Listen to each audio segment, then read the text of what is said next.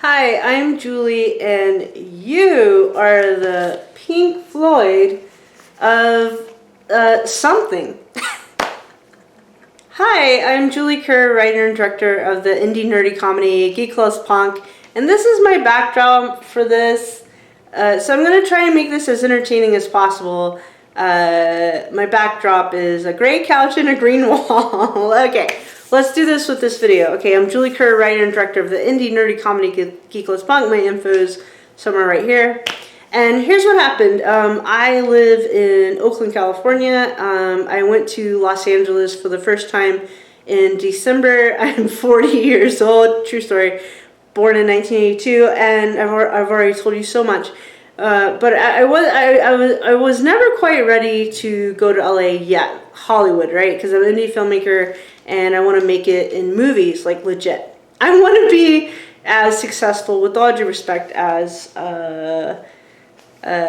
Walt Disney. But just to let you know, I'm just a regular person. I have a day job, and although my friends said not to do this, but anyway, the point is, I'm a person who has a day job. I'm middle class, and I'm trying to follow my dreams. Okay, I grew up poor, clawed my way up to middle class, blah, blah, whatever. Okay, so I went to LA for the first time in December, and I went by myself because I wanted to just check it out, get a vibe for Los Angeles. And what I was shocked by, like, I knew I was gonna have a good time. Like, I knew I was gonna have a good time. I just didn't know I was gonna have like that much fun. Like, on a scale of 1 to 10, I went to LA. I was there 2 nights, 3 days, 2 nights. So I went to LA, and on a scale of 1 to 10, as far as how much fun I had, I would say 5 billion. I had so much fun. It was bananas. All right. So I had so much fun, and it's not expensive at all to go to Los Angeles from the Bay Area. Like, it's nothing. It doesn't, like, the plane ticket's nothing. Okay.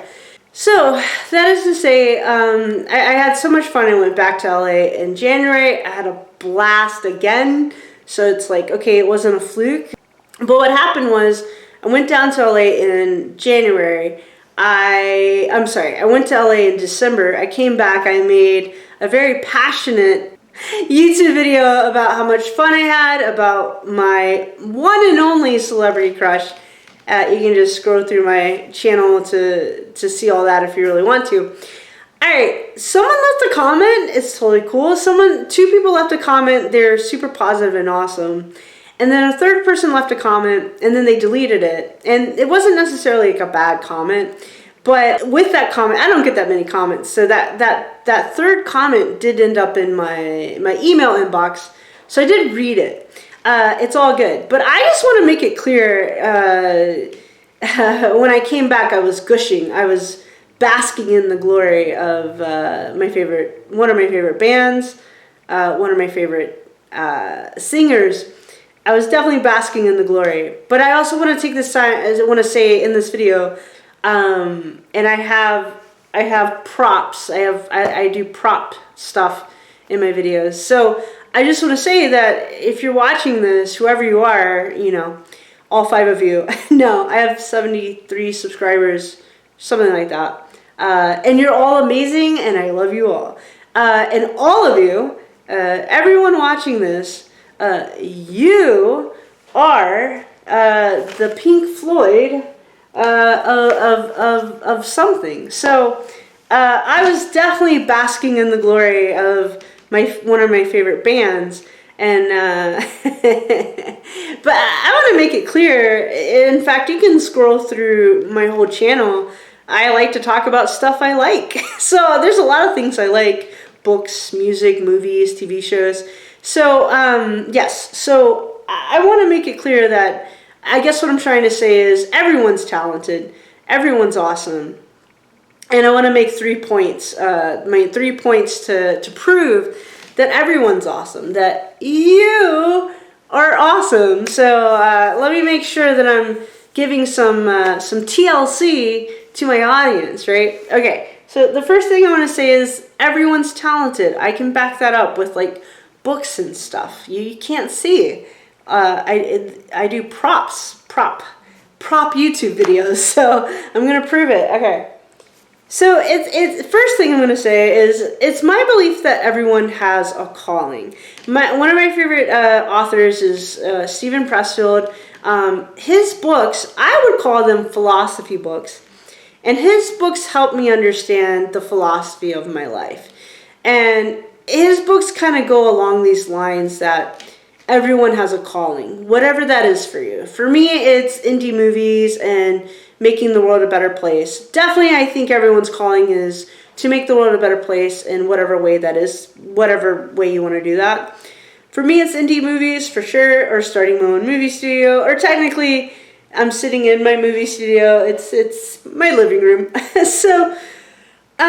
But yeah, I think if you're watching this, it is my philosophy that you have a calling, whatever that is, and you have to decide what that is and try hobbies, try doing like 100 different things, and then I feel like that's how you'll discover your calling. In fact, I came to California from Virginia to be a musician. I had songs and a guitar and all that jazz. But then I randomly joined this like indie filmmaking enthusiast group thingy called Scary Cow, and I did it. I was in my 20s, mid 20s, and I directed a short film, and I had the time of my life, and I caught the bug, and or if you will. And ever since then, I knew like that's it. That's my calling, and yeah. So that's for me. So, but anyway, I do believe that everyone has a calling. Totally. Okay. So I'm still gonna prove to you. I hope you're on the edge of your seat. I'm gonna prove to you, and I'm gonna keep using props. I'm gonna prove to you that you. You're the Pink Floyd of something. Okay. Stick with me. All right. Okay. Yes. The other thing I'm going to say is I think everyone is supernaturally talented. I'm using the word supernatural on purpose. The person who left the comment and then deleted it, I think he used the word supernatural. Now I'm gonna show you someone else who a lot of directors who worked with her said she was supernaturally talented. I agree with them. I was just watching one of her movies today. Okay, I hope you're sitting down for this like I am. Okay, Judy Garland. Judy Garland was supernaturally talented. Directors would say that. I have more Judy Garland just being awesome, and this is Judy Garland being even more awesome. And I was just watching A Star Is Born today, starring Judy Garland, and I was crying because that movie's really good and it's really sad. Okay. When directors would work with Judy Garland, in fact, one of the directors she worked with married her, and I really think he was in love with her. Anyway, whatever. I'm not going to go into her personal life, but a lot of directors who work with Judy Garland use the word supernatural, and and they weren't necessarily like religious or spiritual, whatever.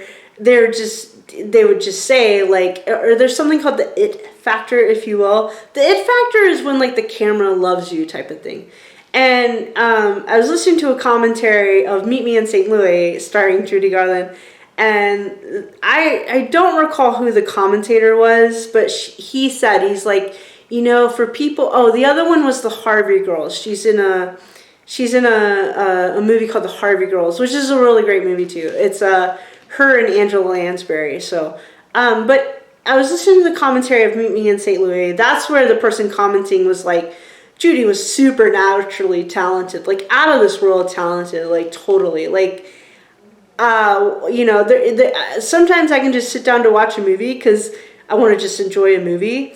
But when I sit down to watch a Judy Garland movie, I mean, I'm going to have a supernatural experience.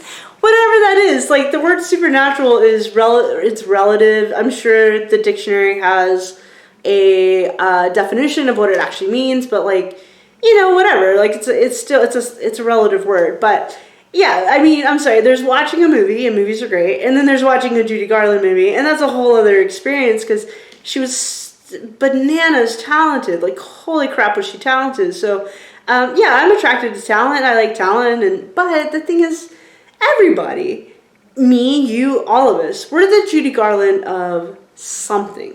Okay, So so people would say Judy Garland was supernaturally talented. The other thing, I was listening to the commentary of the Harvey Girls, where the director was talking about the it factor that different actors or musicians can have. Like Prince had it for sure, the musician Prince. Oh, that reminds me, quick thing. I come back from LA, as soon as I got back, literally, I made the video because I didn't want to lose that natural life high, you know what I mean? I wanted to capture the highness of just how much fun I had. And I forgot my train of thought. Oh, yes. I remember I had two friends so anyway, I made the video. It was a very enthusiastic video. I had so much fun in LA. I can't believe it. And I had a great time at the concert I went to. So, okay, I remember I had two friends who saw the musician Prince before he passed away. They saw Prince in concert. And I'm sure Prince was a phenomenal concert, I'm sure.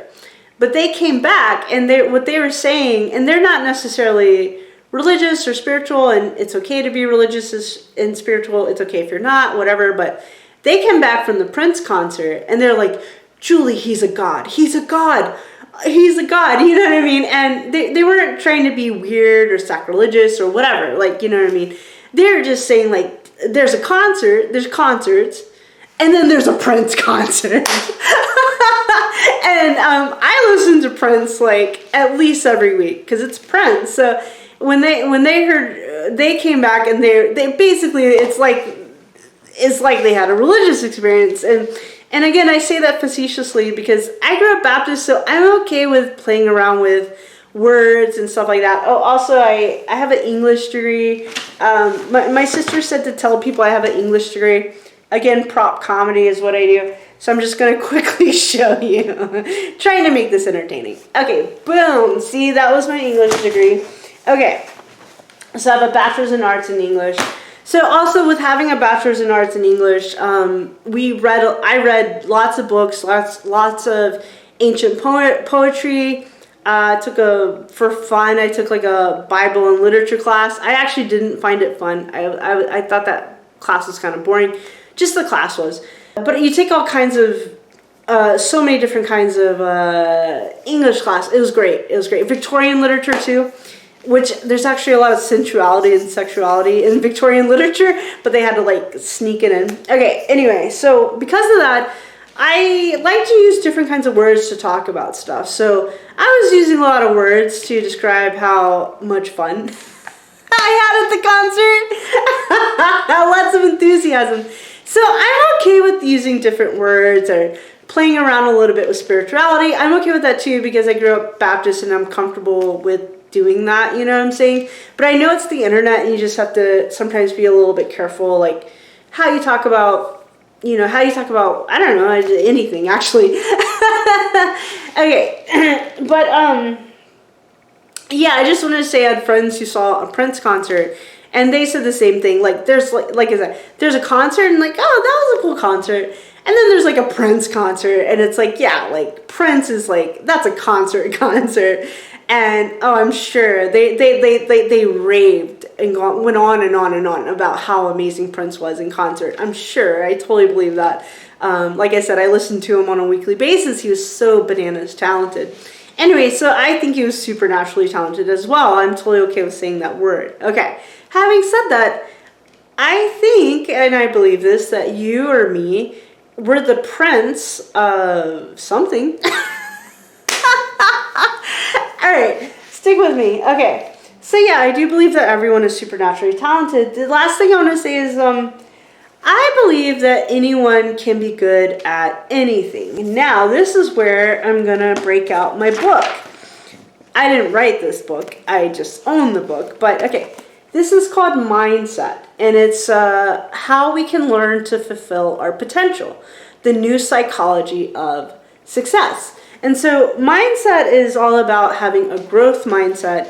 And the idea is, she does a really good TED Talk. Oh, this book is written by Carol S. Dweck. She has a PhD. It's a really good book.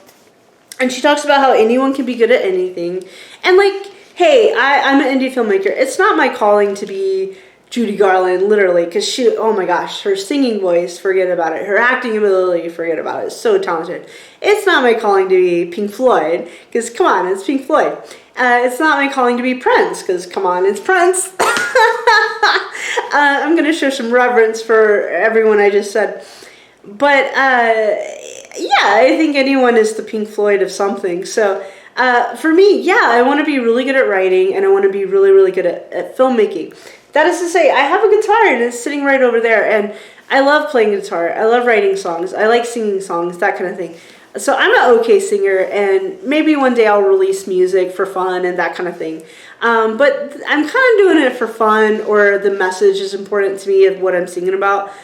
But the thing I want to be really, really good at is writing and directing, right? So that's me wanting to be, I want to be like I could name a director, but it's like I have too much reverence and respect for pretty much all directors. So it's like, yeah, I want to be the Judy Garland, the Pink Floyd, the Prince of directing movies, like, but my movies, you know what I mean? The stuff I want to say, the movies I want to make. So that's why I could have complete reverence for all filmmakers everywhere, because it's hard. Filmmaking's hard, so, and it's expensive. So, all right, so yeah, everyone is good at everything. I mean, I'm sorry. Anyone can be good at anything. Okay, right. The last thing about this book is she talks about a growth mindset, and she gives a really good TED Talk. And what she's talking about is, she says how they brought a growth mindset into education, teaching kids. And kids would take these math tests, and when they got something wrong, they had the teachers. Okay, when the kids would take math tests, and if the kids got something wrong, with the growth mindset, they would have the teacher say, instead of saying wrong, you got it wrong, the teachers would write down, like in the red pens, the teachers would write down, like if they got a math problem wrong, the teachers would write down, and I'll make a thing, not yet. So what the teachers would say is, you haven't gotten this math problem right yet. So whatever your thing is, and I love that philosophy. So whatever your thing is, yeah, I want to make good movies that entertain. My biggest thing is I want to entertain the audience. I feel like my movies will bring joy and catharsis, and even the script I'm writing right now is pretty gnarly. It's pretty dark or whatever. Like, the evil characters in it are pretty evil, but it's still good versus evil. So, spoiler alert, good's gonna win. But still, but anyway, that is to say, I don't know what my point is with that. But, oh yes, I know. Yeah, like, I want my movies to have some sort of impact, and I want to make the world a better place also. So, but the whole idea behind not yet is there's a work ethic to it. And that is to say, like, by the time, let's say Judy Garland, a lot of people say that her role in A Star Is Born was like her best acting performance. And I'm like, yeah, that's legit, but like, by the time she did A Star Is Born, she'd done tons and tons of movies. But honestly, she was good in everything. Although she had a really good director in The Wizard of Oz, she had George Cukor. I just learned this in a documentary. But in The Wizard of Oz, she had a really good director, George Cukor, who, I hope I'm saying that right, who really helped her hone in on her acting ability. And he was known to be really good at actor's director. He was really good at directing actors and helping them hone in on their own acting ability. But anyway, it's just to say that to be good at something, there's going to be a work ethic. So if you want to be good at playing guitar, you practice playing guitar, and you get a coach or whatever if you want. But you get a coach who knows how to play guitar really well and who can help teach you how to play guitar well. If you get a teacher who's bad at teaching guitar, well, that's not going to work. So, but yeah, if there's a work ethic and a good coach who knows what they're talking about, knows what they're doing, then, yeah, I really believe that anyone can be good at anything. So, if you're listening to if you're listening to Pink Floyd, right? Or if you're listening to Judy Garland, the point of that is, I don't know. I don't get jealous when I encounter talent. I get inspired. You know what I mean? So, I'm not trying, when I write songs, I'm not trying to be Pink Floyd at all. And I love Pink Floyd. I never get tired of this album. I just don't. So, when I encounter talent, like supernatural talent, I don't get jealous. I get inspired. I listen to Pink Floyd or Prince or Judy Garland. I feel inspired. I feel inspired to be an indie filmmaker and to be really good at it. You know what I'm saying? So when I encounter talent, I find it inspiring. Okay. Last thing is, as far as people being, I'm talking about art, right? But I can say like my brother-in-law is the Pink Floyd of fatherhood. Also, he plays guitar, and I think he'd be good at writing a book, and I think he would be good at directing movies, so I want to say that. But I also think he's the Pink Floyd. My brother-in-law is the Pink Floyd of fatherhood. So I'm going to give you 2 examples. Okay, 3 examples very quick.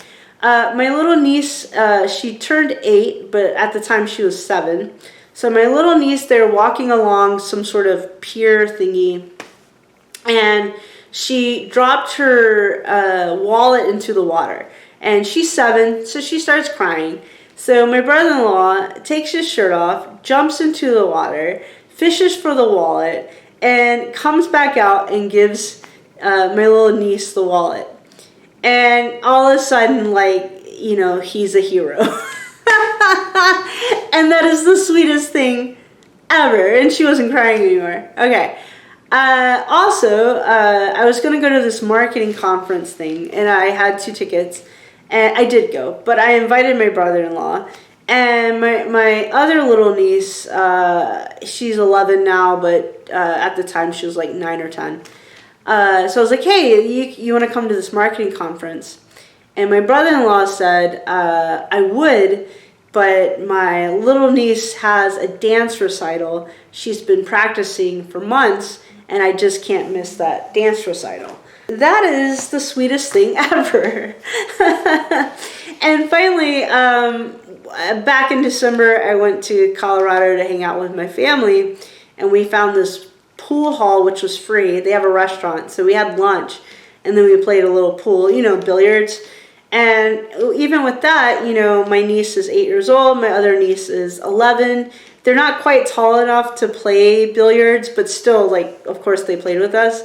And my brother-in-law was just being so patient and teaching them how to play billiards. So, yeah, my brother-in-law is the Pink Floyd of fatherhood, and that's a pretty important thing. So yes. Okay, so that's an example. It doesn't always have to be art or music or filmmaking or whatever. It can... Everyone's the Pink Floyd of something, and I think fatherhood's more important than, I don't know, other stuff. So, in conclusion, I think everyone is talented. I think everyone has a calling, whatever that is. I think everyone is supernaturally talented, and I think anyone can be good at anything, and that's what I believe. And that's why, audience, perhaps you felt a little... neglected in that video where I was gushing. I just had so much fun in LA. But I want to say this, I care about you, and you are the Pink Floyd of something. I really, really, really believe that. So just remember, yes, I was gushing in that video. But to my audience, I love you. I care about you. Most of you are my family and friends. For my fans, I love you in a humanitarian... Or fans, gosh, that sounds pretentious. I don't know. But to my audience or my subscribers, I totally care about you. I don't know. I care about you. You know what I'm saying? I don't know you. Some of you, I don't know you. But I do care about you. And I want you to follow your calling in life, whatever that is. All right. So, yeah, you are the Pink Floyd of something. Trust me. Okay, I'm Julie Kerr, writer and director of the indie nerdy comedy Geek Loves Punk. And check out my website down below. Join my email list. You get immediate access to a free mini course, Productive Creativity. Learn how to finish creative projects faster. Oh, and if you join my email list, you get lots of free stuff. Also, I haven't posted a video in a while, so check out my podcast, because I tend to do, these days I do podcasts weekly. If you want like more regular content, or follow me on Instagram. I do Instagram. I'm on Instagram daily. If you want more Julie-ness, Instagram, podcasts, wherever you listen to podcasts, it's pretty much everywhere. And yeah, but also YouTube. All right, thank you so much for watching. Go follow your dreams. Go be the Pink Floyd of something, because you are. Everyone is the Pink Floyd of something. All right, thank you so much for watching. Sorry if you felt a little neglected. Julie loves you. I promise. Okay, talk to y'all later. Bye.